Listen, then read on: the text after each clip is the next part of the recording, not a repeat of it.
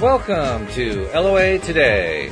Walt Thiessen and life coach Wendy Dillard here. Today is Thursday, October the 4th, 2018, 4 p.m. Eastern Time, your second daily dose of happy for the day. And I apologize to those of you who may have tried to listen into the live broadcast. I thought we had a workaround that worked, but apparently Bitdefender's workaround doesn't quite work well enough, so got to contact them and get that fixed. But we'll get it going. We'll have the broadcast feature coming back real soon. The main thing is, since 99% of our listeners listen to the recorded podcast, no problem there. You get to hear our lovely dulcet tones every day, no matter what. And that's the good news. And everything's always working out for us. And it does. It always ends up working out for us. We just have to be a little patient sometimes, but it always works out for us in the end, and that's the main thing.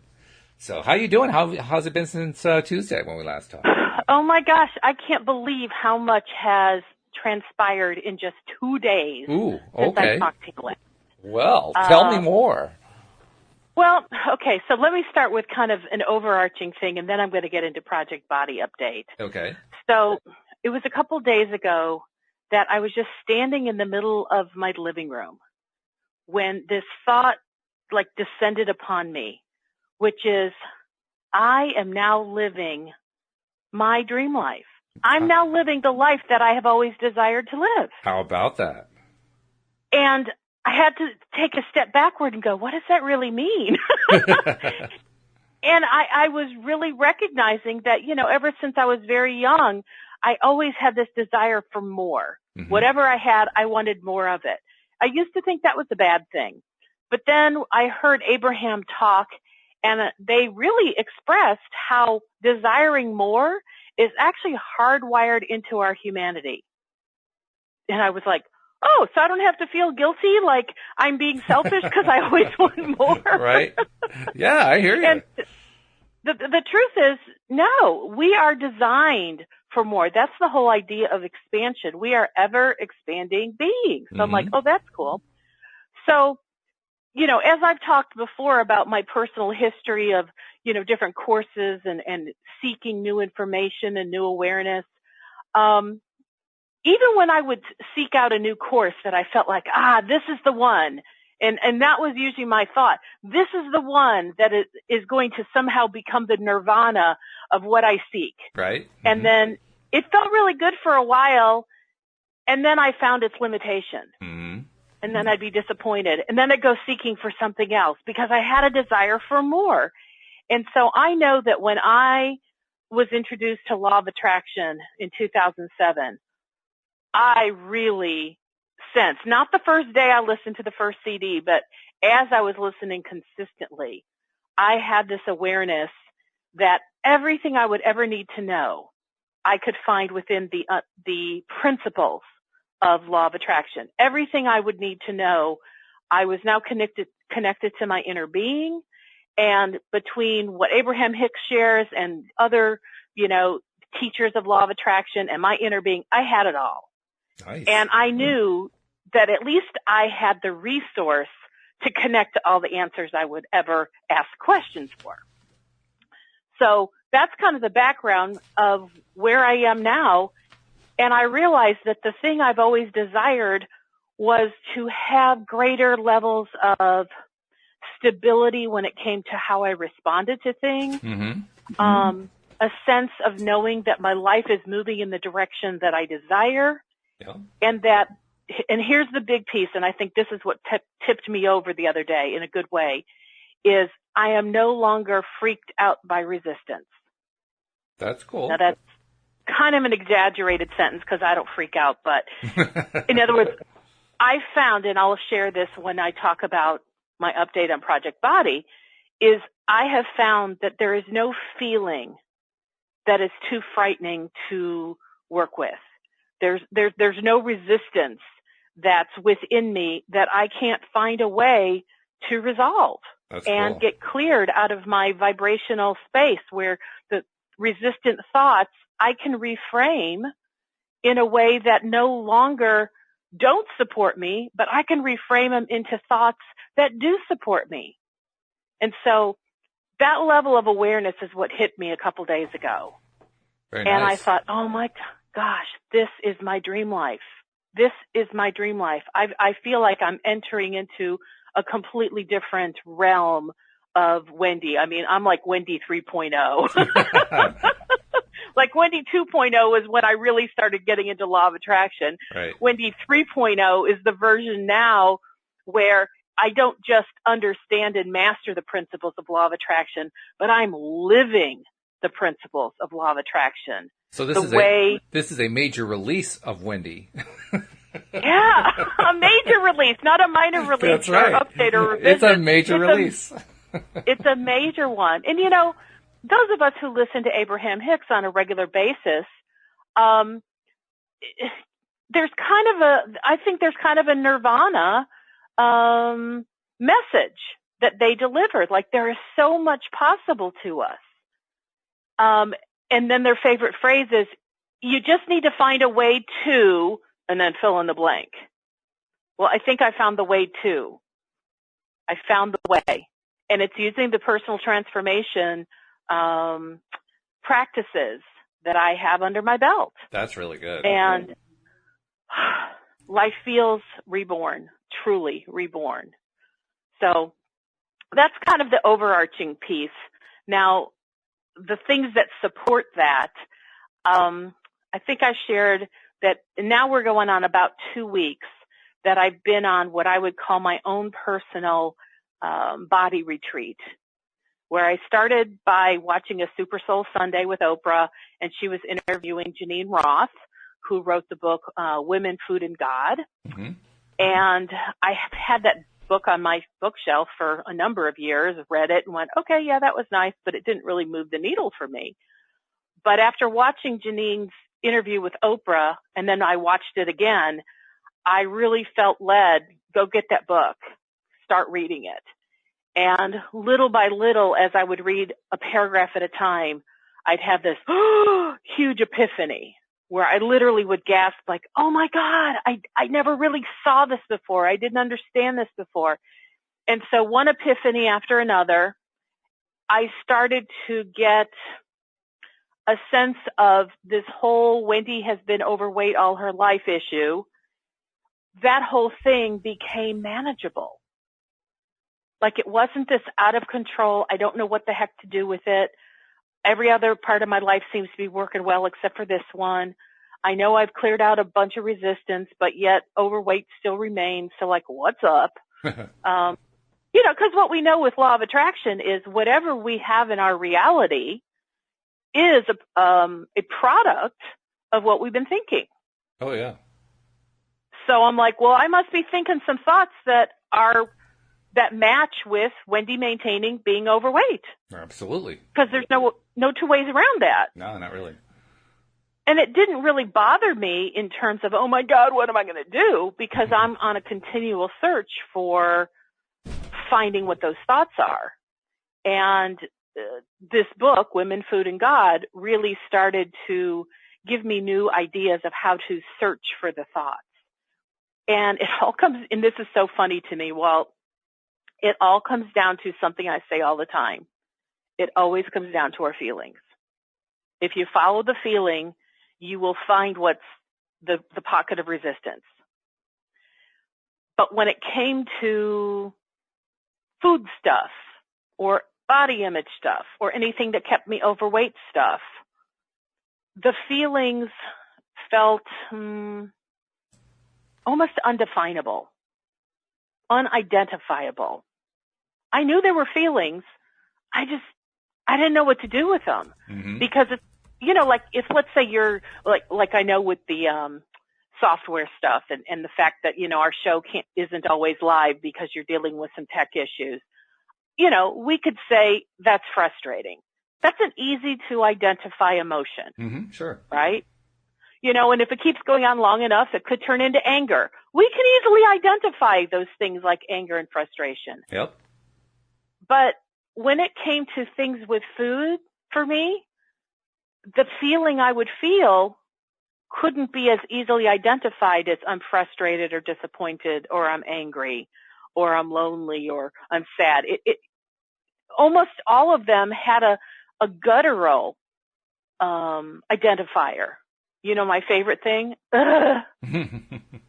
and it's like, well, how do you identify what is? You know, somewhere on the emotional guidance scale. Well, it's number 12, of course, or 12 and a half, right? Exactly. Abraham never said, okay, so if you have this guttural feeling of, you know, this is where it is. I just knew it didn't feel good.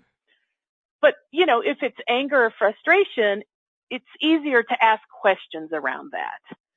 But for me, I just found I couldn't seem to identify this stuff. So anyway, let's just say this. I decided if all I have is, let's start there.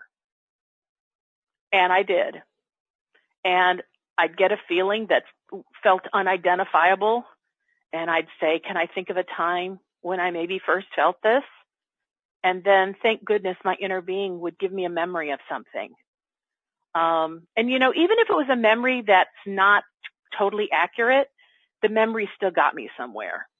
When I say not accurate, I may not remember the exactness of what happened maybe when I was 2 years old, but there's some kind of representation within me that was able to begin to identify this is what I felt.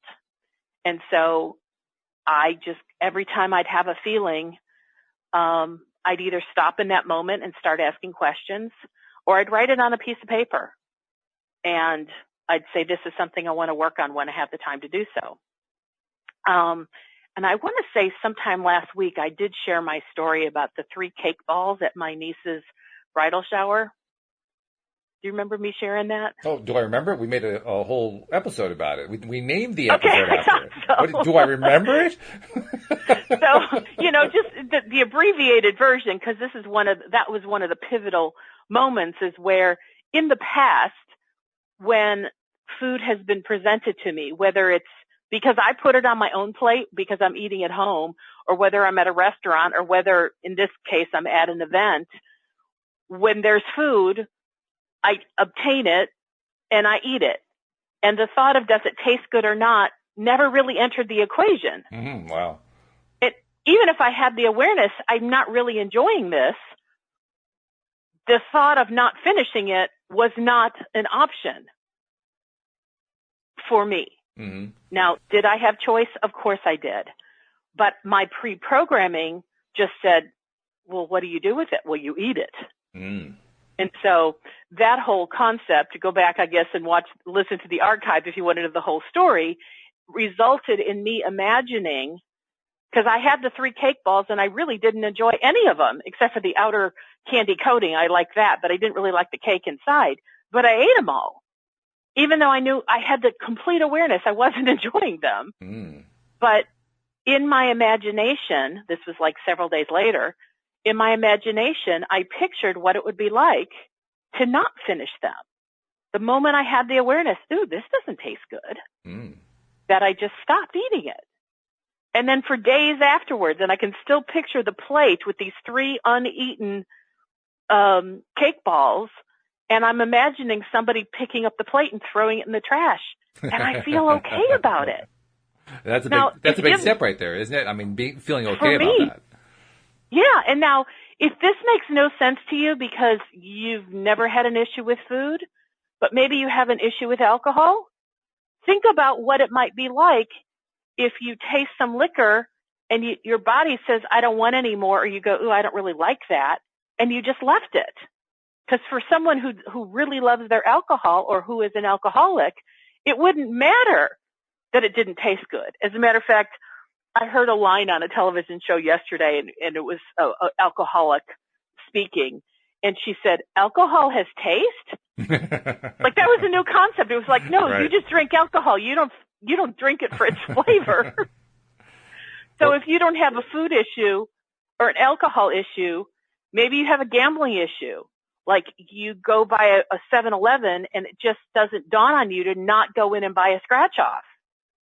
So this is not just about me and food, because if I'm sharing about it because this is how it has shown up in my life, this resistance having to do with food and causing me to become overweight. But the principles that I'm going through to make these changes are adaptable for anything in your life that's not working for you. Okay? So that's why I say when I have the image of throwing those cake balls away, I feel good. And I have new. A sense of, oh, yeah, that's so new, because in the past that was unfathomable to the point that it would probably haunt me if I thought, oh my God, somebody threw away food. Yeah, I just can't look at it. It's like one of the old jokes that I remember, really bad jokes in really bad taste, from back when I was in school. Now, I never joined a fraternity, but there were always efforts by the various fraternities on campus to get me to join. I kept saying, no, I'm just not that, I'm not into that kind of thing. But the one thing you could always count on about a fraternity party was that it was full of beer. And the running joke was, do what you want to the girl, but leave my beer alone. I mean, and it was only half a joke, They really meant, they were protective of their beer. I mean, exactly. Fights would break out over it, Exactly. Okay, so that was then. And what's transpired in the last couple of days is that I have made a commitment to relearning and rediscovering my body signals. Because for many years, I stopped listening. Either I literally didn't want to hear my body signal when it said, you're full, stop eating. Or I just denied it, like just pretended it didn't exist. Sure, yeah. But I realized my body has been trying to talk to me through these sensations, and to let me know when I'm hungry, to let me know when I'm full, to let me know when I'm satisfied, to let me know when I'm overfull, and to let me know when now I'm sick to my stomach. And I haven't always known what to do with those. They've been there, but I normally just eat right past them all until I'm like, and not always, but that's what I have done in the past. That was the past history, and so I have been paying attention to food and my body and what I feel. And I'll tell you, one of the exercises that I did was to eat without distraction. So I made some food, put it on a plate, sat at my kitchen table. Okay, sitting at my kitchen table, new concept. Oh, really? Okay. Usually sat in the living room in front of the coffee table with the TV on while I played solitaire on my laptop. Yes. So I had multiple distractions. And one of the things I had heard about was you can't be present and really eat your food in a way that you can savor it, taste it, and be aware of it if you're so distracted by TV, laptops, etc. This is true. Even conversation. Yeah. So I tested it, and I ate a meal in silence. Walt, I thought it was going to kill me. The interminable silence. Yeah, now I know why I have avoided eating without distraction. Because it was kind of painful at first. And, I wanted to do something. So, I did make it through one whole meal without distraction, and I was aware of my food, and I was kind of shocked that, wow, there's still so much more to go before I'm done. Where when a person distracts, what happens is you notice the first bite, and then you don't notice until you're eating your last bite. You go, hey, where did it all go? Sure. Because I wasn't paying attention. So this time, I was aware throughout the whole process. So I got to ask you, in all that interminable silence that was driving you crazy and causing you intense pain, did you also taste the food? I did. I tasted it. I savored it. I noticed where it landed on my tongue, that I could get the sweet flavor or the sour flavor or the whatever flavor. I was in a calm state. There was nothing. The only agitation was the fact that I was in silence, but I was taking deep breaths to let that agitation of non-distraction pass through me. And when I was done, it felt good to check in and have my body signal be available to me that I recognized, which was, I feel satisfied. I feel full. Nice. Like I really don't want more food. Yeah, that's good. Whoa. So that was like a totally wow experience. Yeah. I will say since then, I've done what I would call more conscious eating. And I won't say I'm doing it for the purpose of distraction, but like I've listened to our podcast or I've listened to webinars while I'm eating. Well, thank you for listening to our podcast. I mean, I like the selection. But I'm staying really connected to my food. And I think because I'm visual, and remember, auditory is like my least favored modality. Right. It seems as though for me, the auditory component doesn't seem to distract me that much. Oh, interesting. And I'm able to stay pretty conscious about what I'm eating. But when I have TV going and I have, my laptop up and I'm seeing all sorts of visual things, that was very distracting for me. That's interesting you say that, because I have a similar experience only on the visual side, because, visual is my weakest sense. And very often we'll do what you described. We'll eat in front of the television with Louise on the laptop playing the video game. But if the food is especially good, I'll zone out the TV entirely. And I think you just identified why, because it's not a strong sense for me. That's interesting, because I was surmising that, but you sharing your experience, which is from a very different sensation modality, that does make sense to me. Yeah. So I've made it a practice whenever possible. I'm trying to eat in silence. Not that I don't believe I'm going to have to do this the rest of my life. I even checked in with my inner being, and my inner being let me know that eating in silence is just while I'm setting up the new neural connections. Which makes sense. I mean, if you had to eat in silence all the time, you couldn't go out to dinner with friends. So, of course, right. you'd have to be able to do that. Yeah. And I will say, I did go out to dinner last week with somebody, and I was aware of how I was not that aware, not that conscious about my food. Even though I kept checking in, this was a friend that I've been trying to connect with for a long time, and so I was really much more present to my conversation with her than I was to my food. Right. Yep. But before I ate, we were talking, do we want an appetizer? And I went inside and I asked, I just checked in with how my body felt. And I said, do I want an appetizer? And I heard no.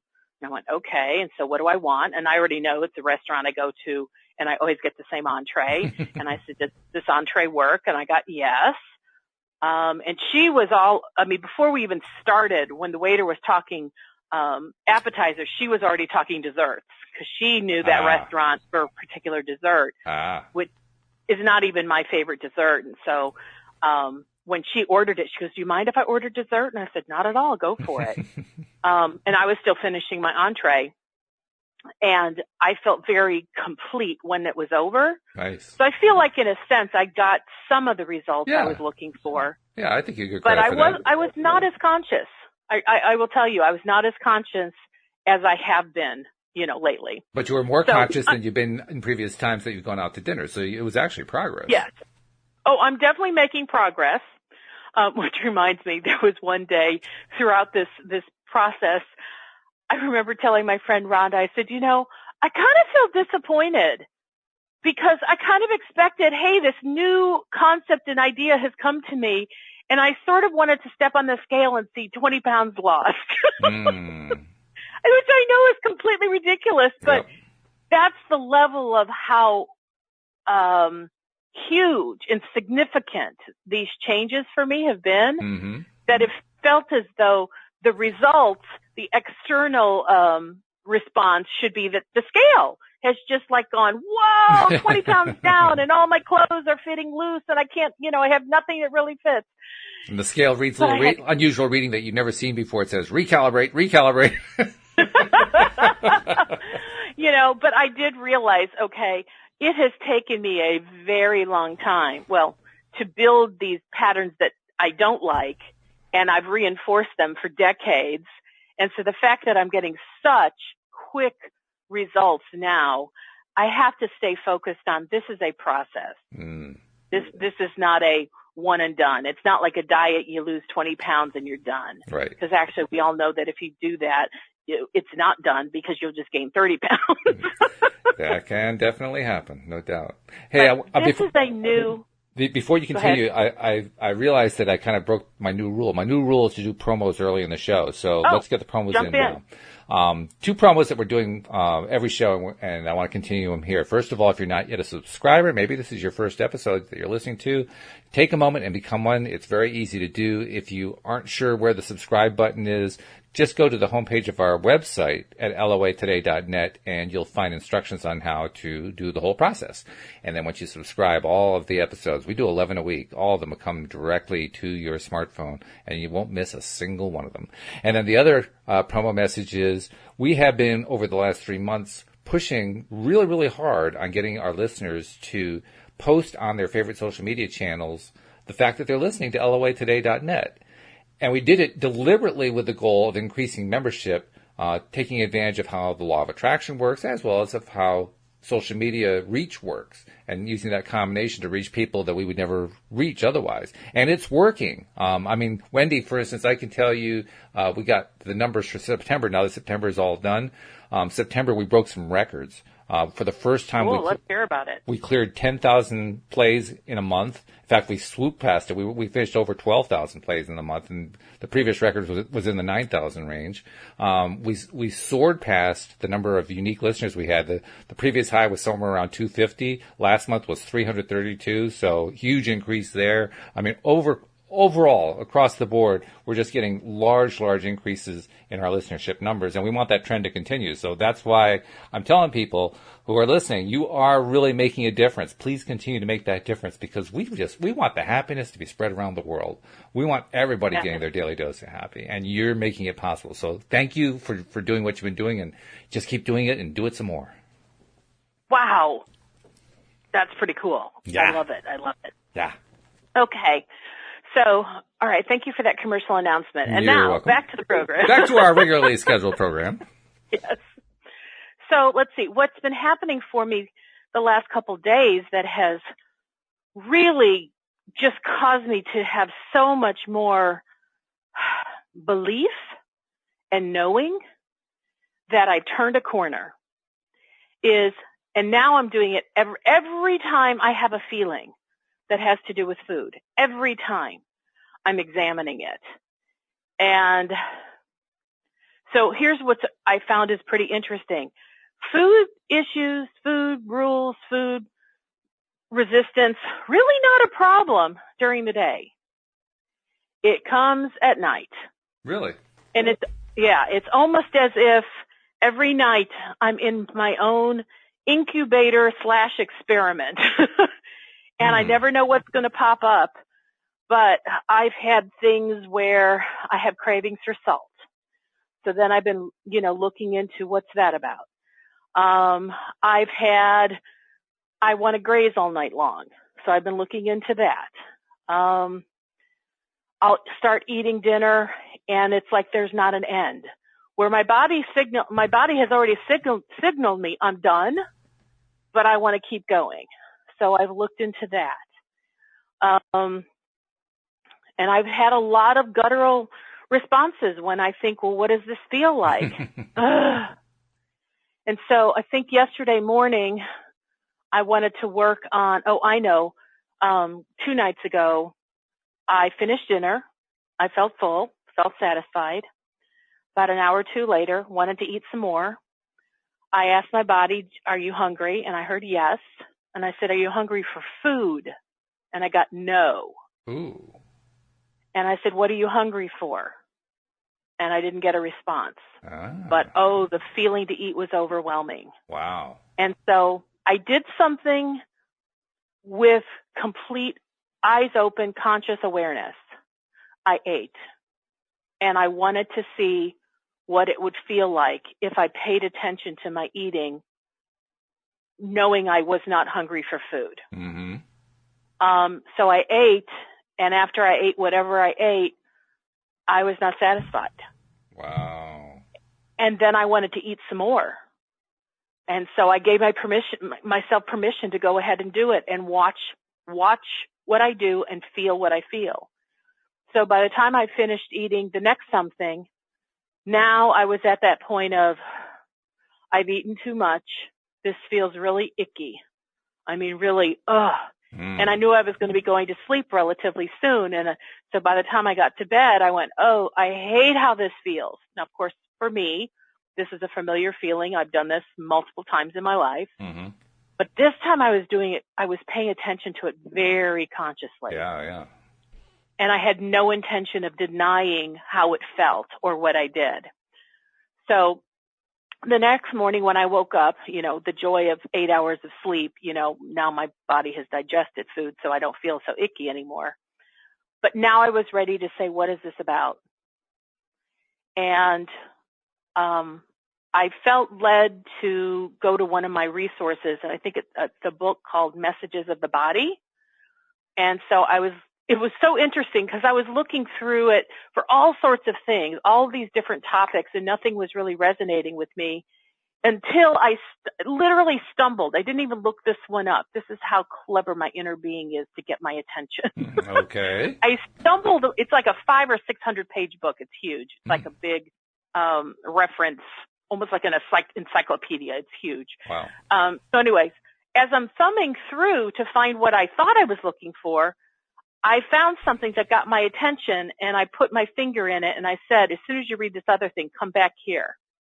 So I went to where I intended to go and went, yeah, nothing in that's resonating with me. So I went back to where my finger was, and lo and behold, you'll love the topic, which didn't even dawn on me to look at, excessive eating. Ah, yeah. Now there's a resonance. Yeah, no, I've only been in denial of excessive eating for gazillions of years, so why would I purposely look up excessive eating, right? Mm-hmm. Yeah. So I read it, and there's maybe 3, 4, 5 sentences, but the one that really popped out to me said, fear of emotions. Ooh. And for whatever reason, I went, oh, that I'm resonating to that. Like, yeah, there's something about fear of emotions and not knowing how to process them. And I went, whoa. So I went back to what did it feel like last night when I ate to the point, even though I didn't want food, but I was going to eat food. And I felt that feeling, and I realized it felt childlike. So I knew it was something that happened when I was very young. And I had the awareness that I just had like so many emotions going through me, and I felt overwhelmed. Now, this is me in the state of me as a child. That's what it felt like. Mm-hmm. Overwhelmed with these emotions, and I didn't know what to do with them. Like, I couldn't have identified what they were. I couldn't identify whether it was fear or sadness or depression or happiness or elation. I could not identify the feelings. I just knew that they were there. I was feeling emotions, and there were so many of them that it scared me. It just simply scared me. And if I ate food, the emotion would dissipate.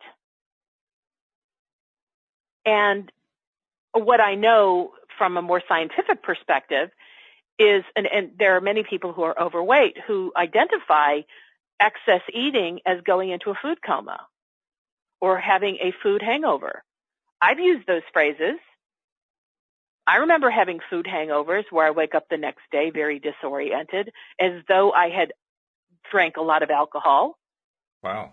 But I did it with food. Yeah. Excess food can actually turn into alcohol in the body. But I just found it really interesting. I never, Walt, in all the years that I've done coaching and personal transformation, it never dawned on me that you could have so many emotions that you don't know what they are, that it could be scary. Mm-hmm. I mean, I'm an adult. I don't think about what it must feel like to be a child experiencing an emotion for the first time and not knowing what it is, and not having anybody help me to process what it means. Like, I know as an adult, I have had conversations with other adults who experience, let's say, a loved one that's transitioned, and they've felt like they received communications, and that frightened them. Mm. I understand that, but at least the adult had the ability to articulate what they experienced. Right, yeah. And then when they said, this really scares me, I don't know that I ever want to go through this again, at least they could articulate it. Yes. But I mean, have you ever thought about a kid having an emotion and they can't articulate it because it's unfamiliar and they've never experienced it? And they don't know how to go tug on an adult and go, hey, I just had this feeling. Can you help me understand it? Yeah. And then the kid is probably blocked from doing that because he's realizing he has to describe the feeling, and he's never had one like that before, so he doesn't know what Exactly. it is. It's like how you describe blue. I don't know what blue is. How do you describe it? It's just that thing. You point to the sky. It's blue, you know? Yeah. So this is what I uncovered the other day, which was I had an overwhelming number of emotions. I didn't know what to do with them. They frightened me. But I found that if I ate, it soothed me and it took the frightening feeling away. And I'm like, well, on some level, that was pretty brilliant to come up with that coping mechanism to take away these scary feelings. Mm-hmm. Sure. That worked as a kid. Yep. To take away those scary feelings. But then it also masked those feelings that I never identified because they just stayed in that grouping of, I don't know what they are. But the nice thing is, because I followed the feeling, because I allowed myself to feel into, well, what did it feel like when I had the desire to eat when I knew my body was saying, I'm not hungry for food? I was able to acknowledge, I'm not hungry for food. And I've had lots of feelings that I didn't know what to do with. And I just acknowledged, the child part of me did the best she knew to do to make the scary go away. And I was able to also acknowledge I'm an adult today. I know how to articulate my feelings. I'm curious to know how is this going to tie into what you often tell me about, like when you're advising a client and you're basically helping that client to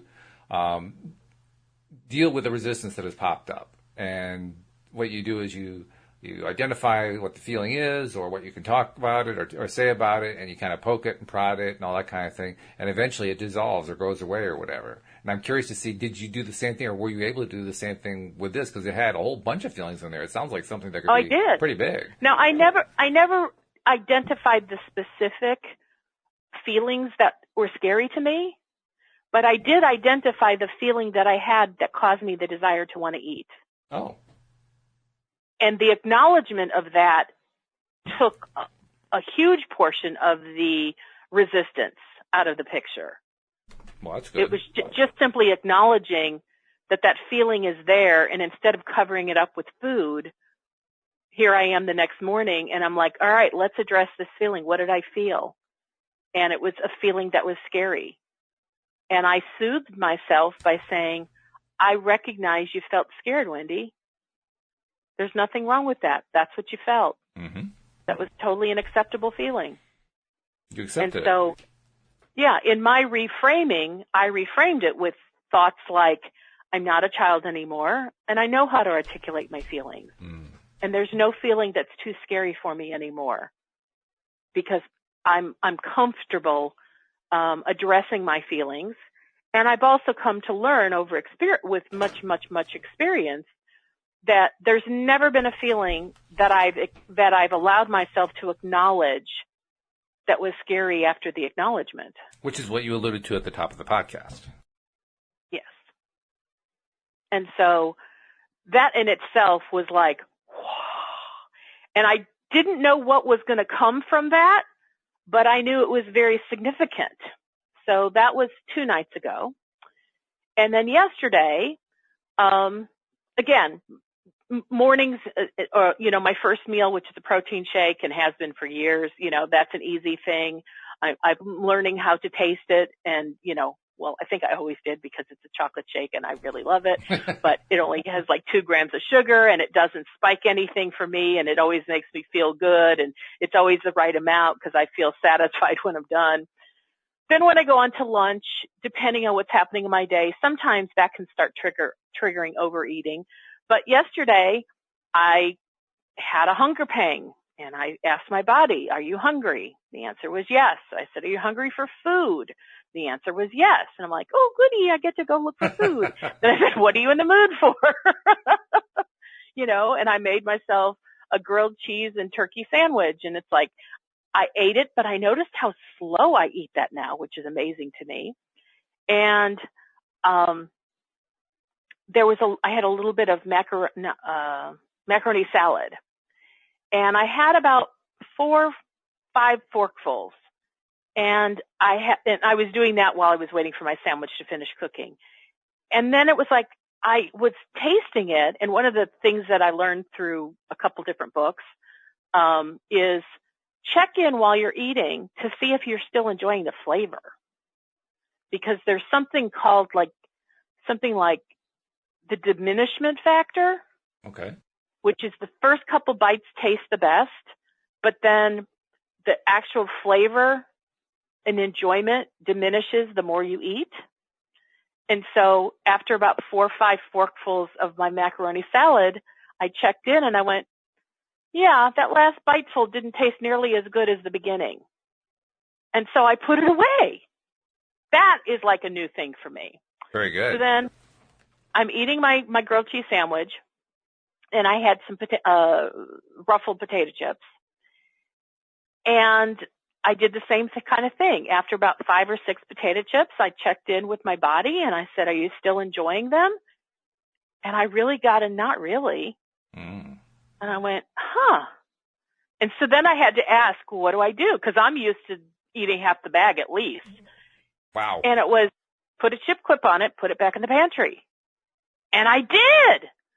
That's the amazing part. I followed what came to me. Congratulations.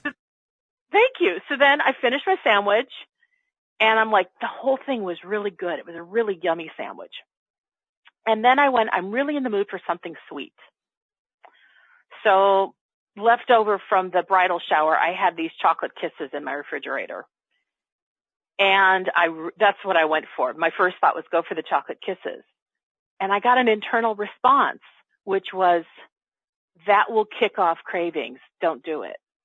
And I went, oh, all right, I won't. So then I went, but I really want something sweet. And I saw a nectarine. And I felt like, ooh, that would be a good, nice, sweet treat.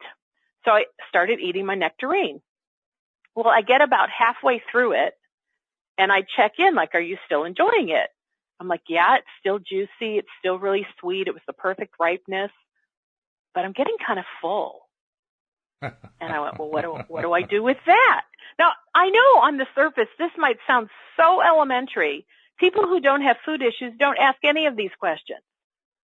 But, if you have any other kind of issue, if you're smoking, if you're drinking, if you're gambling, if you're shopping, if you're doing things in excess, in order to unravel it, you got to ask this level of detailed questions so you can find out what your thinking is. It makes sense. Yeah. So back to my half-eaten nectarine. I continue to eat it while I'm thinking, well, what do I do with it? And the thought occurred to me, and by the time I finished, I had eaten maybe 2/3 of the nectarine. And I went, well, first I want to stop eating it. And that in itself was like, oh my God, I'm going to stop without finishing a food? I didn't know I could do that. I mean, I didn't know I personally could do that. So then I went, well, what do I do with it? And I thought, well, put it in a little sandwich baggie and stick it back in the refrigerator. And if it doesn't brown, I could eat it another day that I'm in the mood for it. Now, I will tell you, at that point, it never dawned on me to throw it away, because that's not quite it's not as one of the choices that I have tried yet. Mm-hmm. But I recognized that I had done 3 things of what I call self-regulation. I put away the macaroni salad, I put away the potato chips, and I put away the nectarine. And the significant thing is that was new. It was not a long-standing pattern. You were establishing a new behavior. There was no pattern. I'd never done that before in my life. And I feel very certain that came as a result of my reimagination of the 3 cake balls. Even though in real life I ate them, I reimagined what it would feel like to check in with my body, recognize I didn't like it, and then leave it on the plate. And I remember thinking, I can't wait to see how this cake ball experiment, reimagination, plays out in my life. Well, now you know. Yeah. Now I know. So self-regulation is something that people like myself who have struggled with food, rules, issues, dieting, whatnot, there's been no self-regulation. There's either feast or famine. Like I have fasted for 14 days. People thought I was nuts. I was even at that time preparing food for my family while I was fasting, and I never even taste tested anything. I fasted on complete water for 14 straight days. That was willpower. I didn't deal with any feelings. I just did it on willpower. Which is a rough way to do it. I think I lost about 10 pounds during that 14-day fast, and then I proceeded to gain 15 almost immediately thereafter. So people who deal with weight and food, like we can willpower ourselves to do anything if necessary, but it doesn't mean we've recognized, acknowledged, or done anything with the underlying issues that caused the problem to begin with. And you certainly haven't resolved anything. Not a thing, especially when you gain 15 pounds in the next 2 weeks. And now your clothes don't fit because I've gained more weight than what I'd lost. And really what that does is that sets up a self-defeating sense of disappointment that what's the point? What's the point of even trying to regulate the food if, when I do this heroic feat of not eating for 2 whole weeks, produces a result of ravenous eating, crazy binging, crazy food, and now I've gained more weight. And so that's what I've dealt with for most of my life. But because of the results that I'm experiencing in these last 2 weeks, results of doing things I've never done before, self-regulation of food, putting the chips back and not eating a half a bag or a full bag, not finishing off every food that I started, not ending with, oh my God, I'm so stuffed, I think we're going to die, and then going into a food coma and having to sleep it off for the next 2 hours. Not experiencing that, but experiencing the freedom of eating to the point of being comfortable. That's something that I've not known. And a couple things have come out of this for me. And I'm not done. Trust me, I'm not done. I'm going to just keep following every feeling until I am living in the behaviors that I have always desired to live in. Mm-hmm.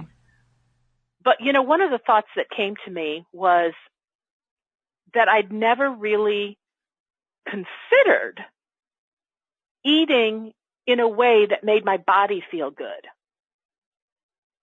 And I laughed at myself because I thought, but from a law of attraction perspective, you've heard me talk many times about making happiness a priority. Oh, yeah. And when you make happiness a priority, you align to your inner being and, you want to feel good. But I wanted to feel good emotionally. And somehow it's almost like the whole food feeling bad was completely compartmentalized as though it didn't exist. I really didn't see it. I thought I was prioritizing happiness, and that meant I was prioritizing happiness in all areas. Mm. But I wasn't when it came to my body. Mm-hmm. And now I've made a commitment to prioritize feeling good in my body and enjoying the body that I have. Good for you. And knowing that I can connect with the body signals that have always been there for me. I just wasn't paying attention. Mm-hmm. And whenever, am I hungry for food? And the answer is no. I'm not afraid at looking at the emotion of what is there. And why is it that I want to, eat at night or graze or go past full? I'm not afraid of looking at those emotions. But I know even 4 days ago, before I got to the point I'm at now, I watched myself overeat And there was a defiance, like, I'm just going to do it. And I went, why are you doing that, Wendy? You know you're feeling defiant. Like, because I don't want to know what's under there. I don't want anyone to tell me I can't do this. I was like, wow, well, that was kind of interesting. Yeah. And I'll tell you what, I didn't process that beyond just simply being aware of it. And I said, okay, I appreciate being aware of that. There's something in me that just wants to be defiant. Okay. And interestingly enough, I don't want to be defiant anymore. And I didn't even do any processing. I just simply acknowledged my desire to be defiant. And it was like I was witnessing a younger version of myself needing to be defiant because that's what she needed at the time.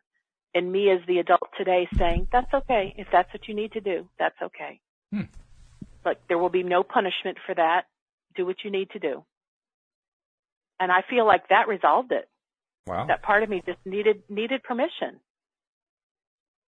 Huh. So in a way, this stuff isn't hard, but it's not stuff that is out there in mainstream where we've learned how to do this. Oh, right, of course. You know, fortunately for me, this kind of is what I've been trained in, and I'm trained in how to identify this and help other people through it. It's kind of a different story when it's myself, which is completely why I recommend working with a coach, because if you want to go fast, work with a coach so that they can help identify this stuff in a way that you don't have to do it for yourself. Or if you're trying to do it for yourself, but you don't have the tools to do it, you might go into what I've done, you know, in the past, which is just get completely disappointed because you tried and you still didn't get the result you wanted. Yeah. You know, and so last night I finished dinner. So like in the afternoon, I had the meal where I had 3 self-regulated experiences, feeling awesome. Right. Then it was time for dinner, had a really nice dinner. I did eat in silence. That was really pleasant. I made myself a really good steak. I think I finally learned how to make steak without burning it and without making it overdone. Good for you. It was fabulous. Congratulations. That's Got good. the right seasonings, you know, had the grilled onions. It was fab. So anyway, I eat my dinner and I had a sense of, I'm really done. And I went, I'm really done. I'm like, wow, this feels so unique. And I didn't even want sugar afterwards. I went, wow, I'm pretty complete. This is cool.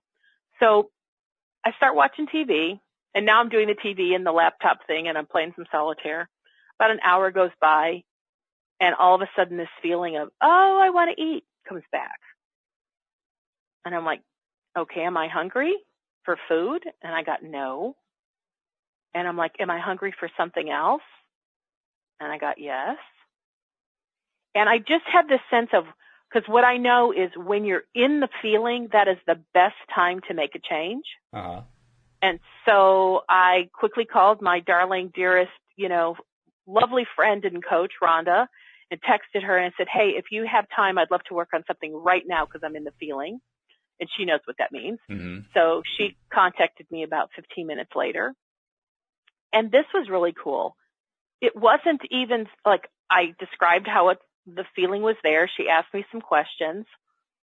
It wasn't even something that like, oh, it's a childhood trauma.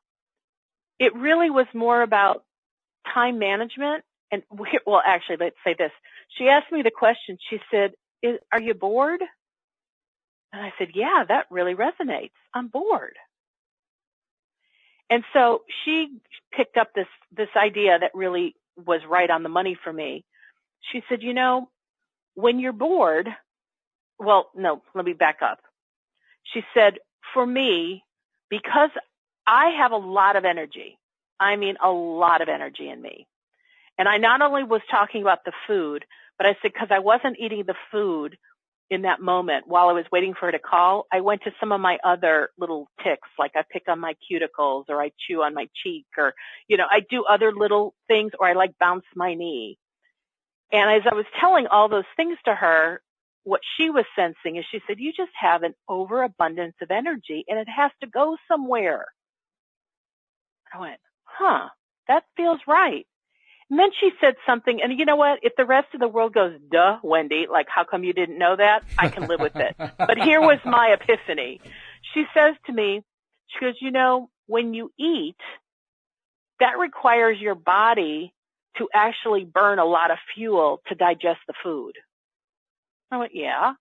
She goes, so really, when you have a whole bunch of energy and you're bored and you don't know what to do, eating has been my way of using up my excess energy. Mm-hmm, sure. Because I give my body something to do. It now has to digest food. And I went, wow, another thing. That was kind of brilliant. I have all this energy. I don't have an outlet, but I can eat. That'll give my body something to do. It'll burn off this excess energy. And then I won't feel this anxiety of I have too much energy and don't know what to do with it. And I went, huh. So that came down to I need to look for some things to do with all this excess pent-up energy. But now I have this clarity. Now I have this awareness of having this energy and realizing it's not that I can't eat, but what can I do that's more productive, that utilizes this energy? And I'll be honest, Walt, I realize I got a ton of energy, and I'm wasting it away playing solitaire and eating. And I could be using it in so many more productive ways that even this morning, what came to me was the idea of flip my life upside down. Go back to how I lived my life many years ago. I have a ton of energy at night and not a lot of energy earlier in the day. And my body type tends to build energy as the day goes on. And so I thought, well, what if I do like work at night? Now, I'm not talking about clients, but just other things I need to do. Mm-hmm. What if I just turn my clock upside down and say, you know, other people work night shifts. Why can't I? So I'm playing with that idea. Cool. We'll see where that takes me, but I'm pretty jazzed, can you tell? Yeah. About the changes that I've managed to make working on Project Body, that I set out with a commitment to change my body, but I really had no idea of where it was going to take me. Mm-hmm. Oh, and one other little thing. Remember a long time ago, I talked about wanting to have a more personal relationship with my inner being. Yep. And I was kind of looking for different names. So I have a new name for my inner being. Oh, okay. Which I'll have to explain, but the name is Gwendolyn. My sisters, when I was growing up, used to call me Gwendolyn because we learned that the name Wendy actually comes from the name Gwendolyn. And so when they heard that, they thought that was funny. And so kind of as a joke, they started calling me Gwendolyn. And so yesterday, right before I called Rhonda, I was feeling this feeling that I wanted to eat, but I knew it wasn't about food. And I said, hey, Gwendolyn, come on, girl, talk to me. What's going on? And I got to tell you, in that moment, there was like this feeling of I'm talking to a real person instead of some airy-fairy entity. And even though, you know, I communicate with my inner being quite regularly, by anchoring it to a name like Gwendolyn made it so much more personal for me. So if you hear me talking about Gwendolyn. Now we know who Gwendolyn is. Okay.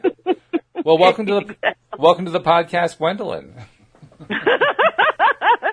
And she says, thank you. Oh, good. Okay. So anyway, that's my summary of what's been going on the last couple of days. It has been truly awesome. And anybody who's dealing with any kind of addictive behavior or something that's just driving you crazy, if you want a personal touch, if you really want me to help you specifically to get through it, I know how to help you. And you can reach out to me at wendydillard.com.